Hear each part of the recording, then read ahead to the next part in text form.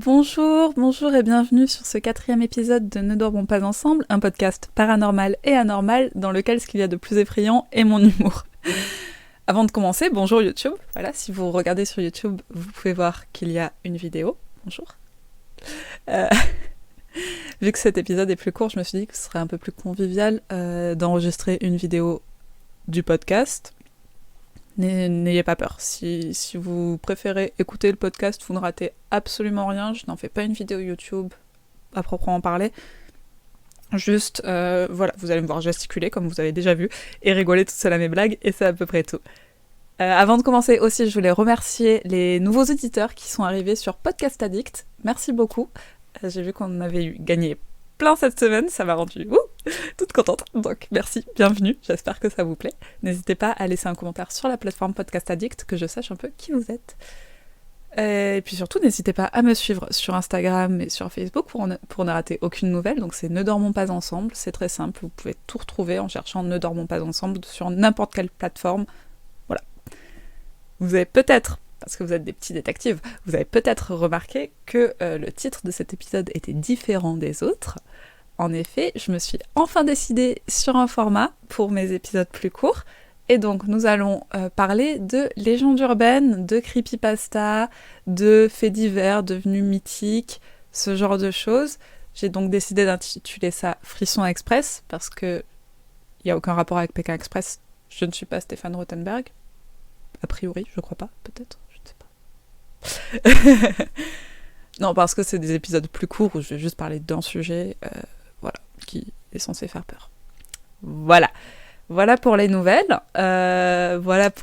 Donc nous allons pouvoir entrer dans le vif du sujet, parce que j'ai décidé de dédier donc ce premier épisode de Frisson Express, 4e épisode de Ne dormons pas ensemble, à la Dame Blanche, qui est, je pense, la légende urbaine la plus connue. Voilà, je pense que tout le monde visualise plus ou moins la Dame Blanche. Je parle pas du dessert, je parle la Dame Blanche. Donc voilà, on va parler de ça et ça va être très sympa et on va retracer son histoire et les mythes dans lesquels elle apparaît et tout ça. Voilà. Donc oui, la Dame Blanche. Voilà, forcément que vous avez entendu parler de la Dame Blanche. Je veux dire, qui n'a jamais entendu parler d'une Dame Blanche? Enfin, je parle... Voilà, encore une fois, je parle pas du dessert, je parle pas de la pièce d'échec, je vous vois venir les petits blagueurs. Non, la Dame Blanche. La Dame Blanche, je pense que c'est la superstar absolue des fantômes et des apparitions.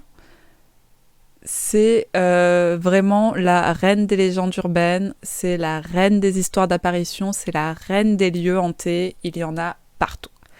La légende urbaine la plus célèbre, la mettant en œuvre, c'est celle de la Dame Blanche au bord de la route. Moi, en tout cas, c'est la légende urbaine consacrée à la Dame Blanche que j'ai le plus entendue étant gamine.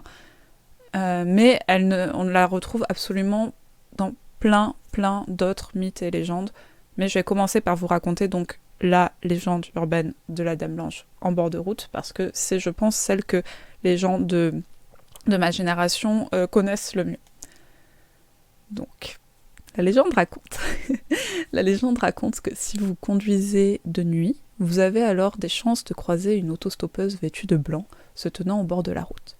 Si vous acceptez de la laisser monter à bord, elle restera silencieuse tout au long du trajet, puis deviendra de plus en plus anxieuse à l'approche d'un certain virage ou d'une certaine intersection.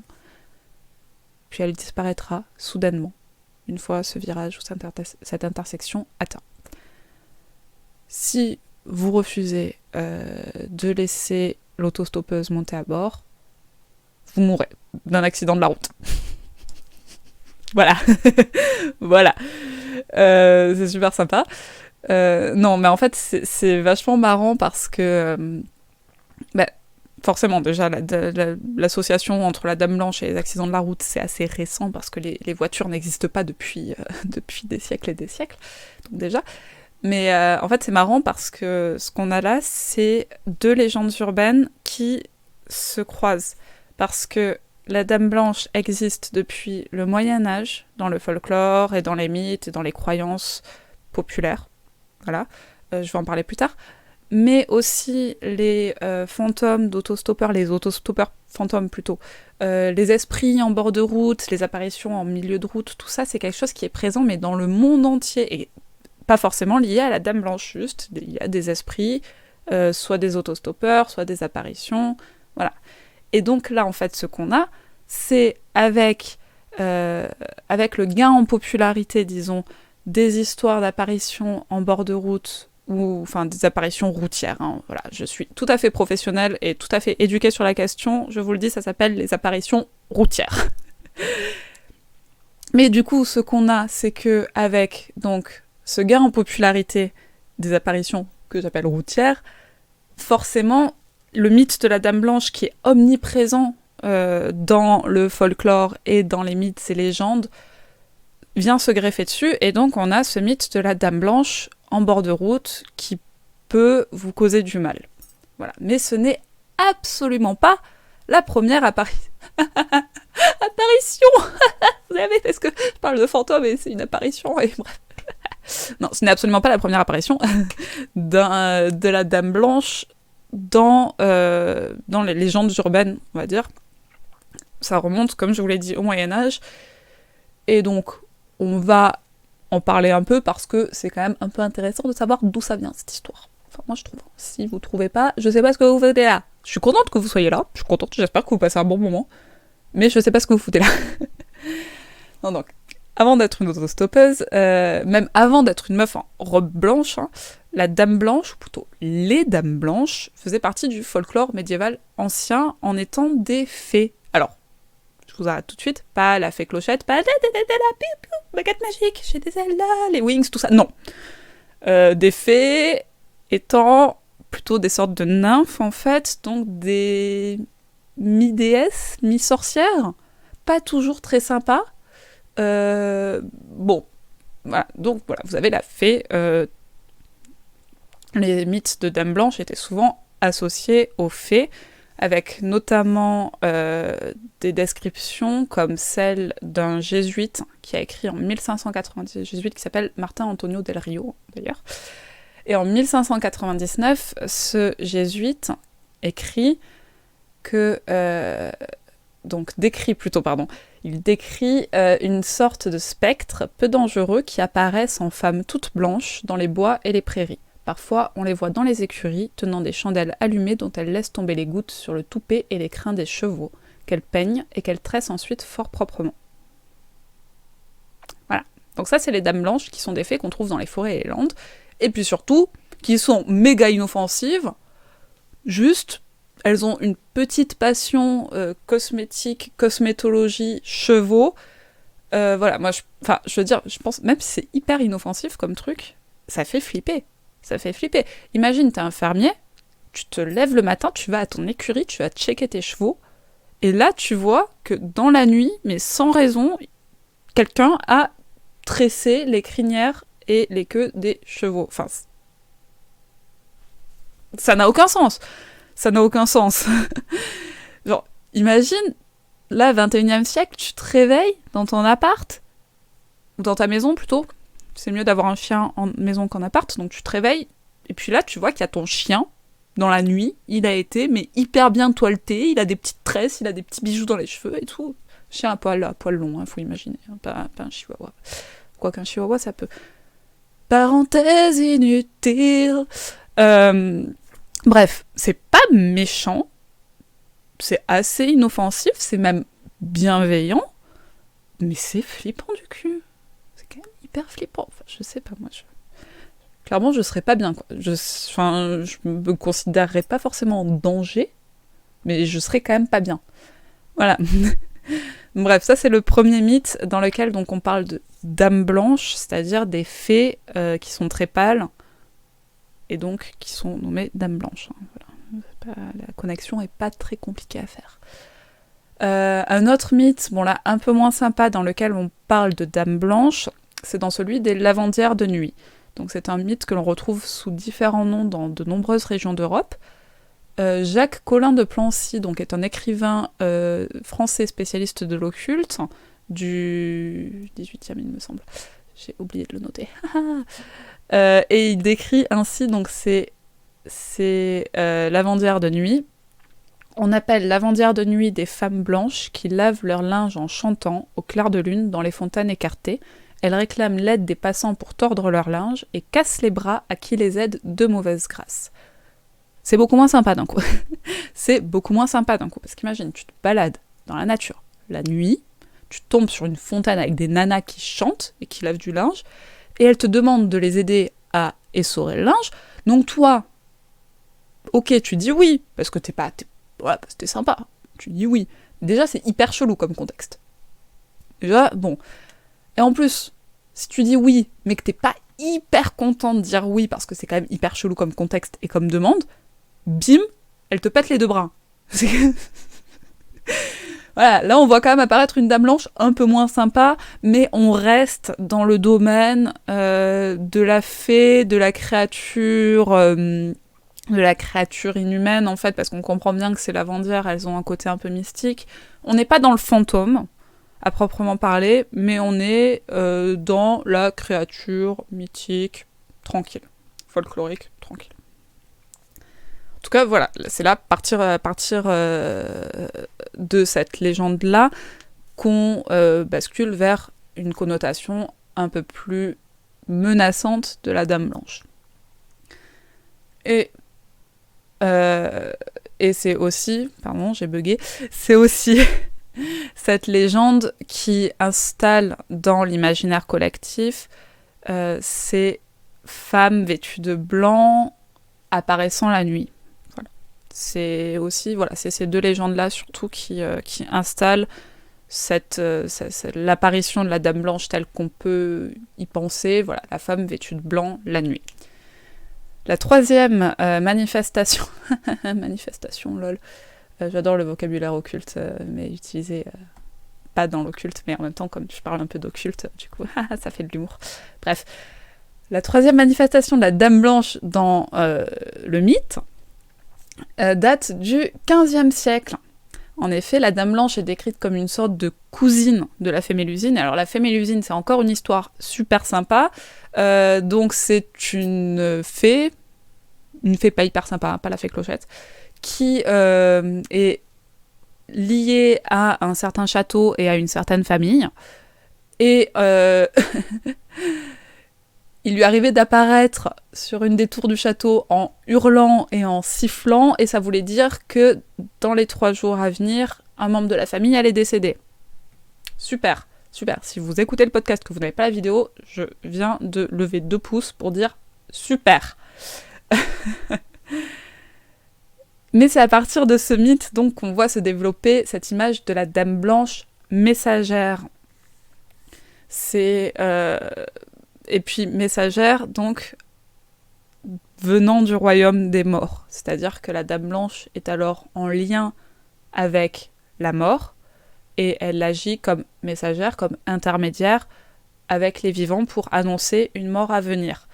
C'est surtout, on la trouve essentiellement dans les familles aristocratiques, et donc il devient assez commun ça devient, comment on dit, un savoir assez répandu, disons, que si on voit apparaître une dame blanche, cela veut dire qu'on va connaître un décès dans la famille, dans les jours à venir, ou peut-être qu'on va mourir nous-mêmes dans les jours à venir.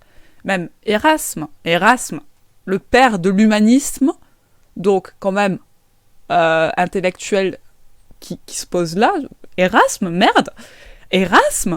écrit que un des faits les plus connus demeure l'apparition de la Dame Blanche aux familles princières. Un des faits les plus connus. C'est-à-dire que c'était admis, mais vraiment admis. C'est aussi fiable, disons, que, je sais pas, qu'un avis d'imposition, en fait. Vraiment. C'est, voilà.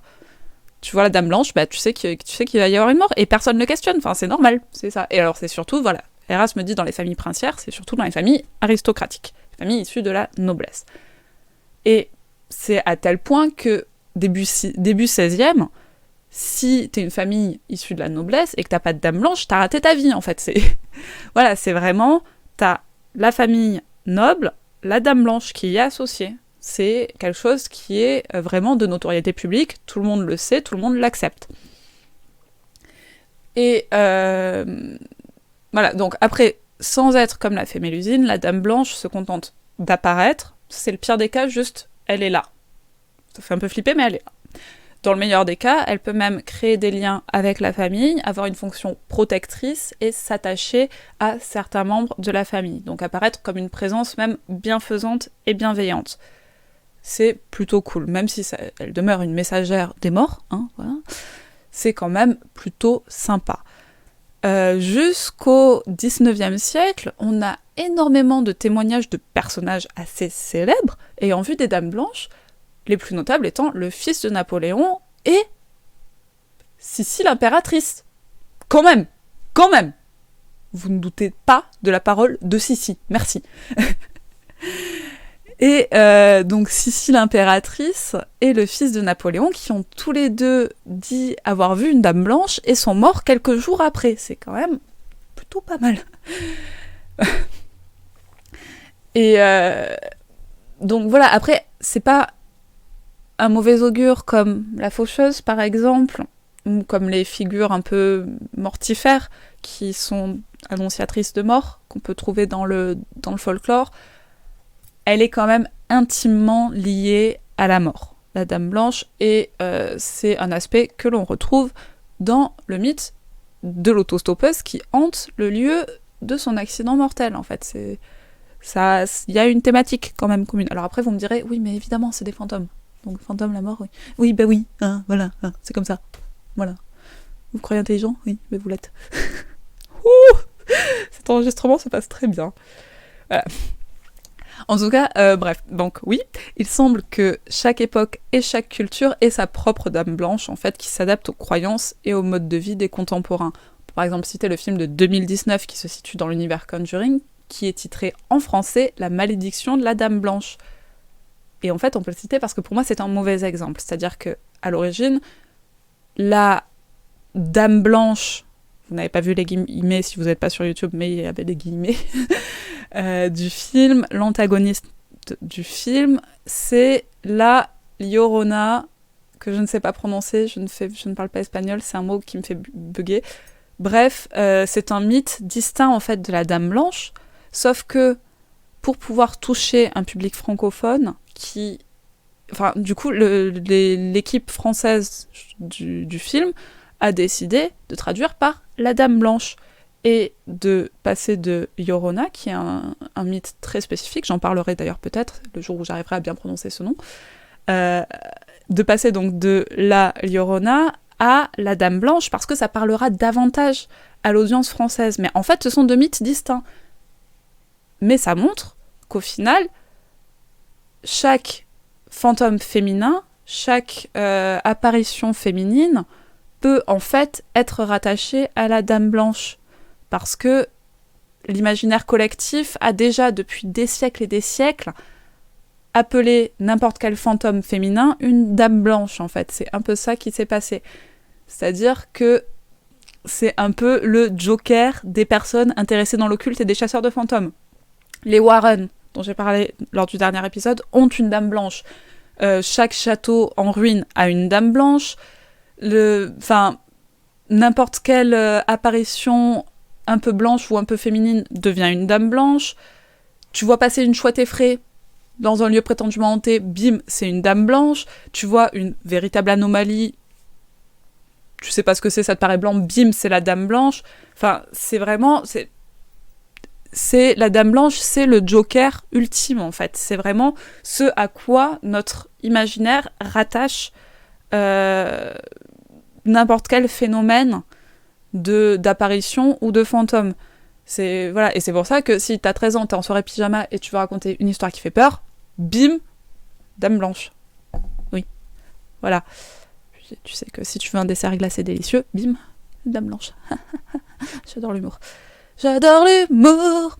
Bref, tout ça pour dire que la Dame Blanche est partout, depuis toujours, et c'est ça qui en fait quand même une des légendes urbaines les plus cool, parce qu'elle évolue en même temps que nous, et je sais pas, peut-être que dans 100 ans, il y aura d'autres légendes attachées à la Dame Blanche, et j'ai hâte de les voir, même si je serai pas là pour les voir, sauf si je hante moi-même, genre mon appart, et que je deviens la Dame Blanche de cet appart. Génie! En tout cas, voilà pour ce 4e épisode de Ne dormons pas ensemble. Voilà pour ce premier Frisson Express. Merci beaucoup d'avoir écouté ou regardé. J'espère que ça vous a plu, j'espère que vous avez appris des choses. Moi, je sais qu'en préparant cet épisode, j'ai appris des choses, donc je suis hyper contente.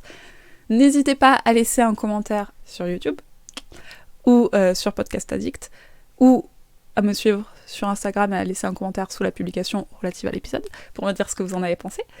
N'hésitez pas à partager à vos amis, à vos parents, à vos petites sœurs de 13 ans. Voilà, et puis si vous avez un peu envie de soutenir le podcast, sachez que j'ai donc Instagram est la plateforme que je privilégie, j'ai aussi une page Facebook, Ne dormons pas ensemble, j'ai un Utip aussi où vous pouvez regarder des pubs et moi ça me génère un petit peu de revenus, c'est cool. Voilà, si le cœur vous en dit. Les gens qui n'ont pas vu la vidéo YouTube, sachez que j'ai un pendentif autour du cou et c'est ça le gling-gling en fait que vous entendez depuis tout à l'heure parce que j'arrête pas de taper dedans. Au moins j'ai pas tapé dans mon micro cet épisode, ce qui est plutôt miraculeux. Voilà.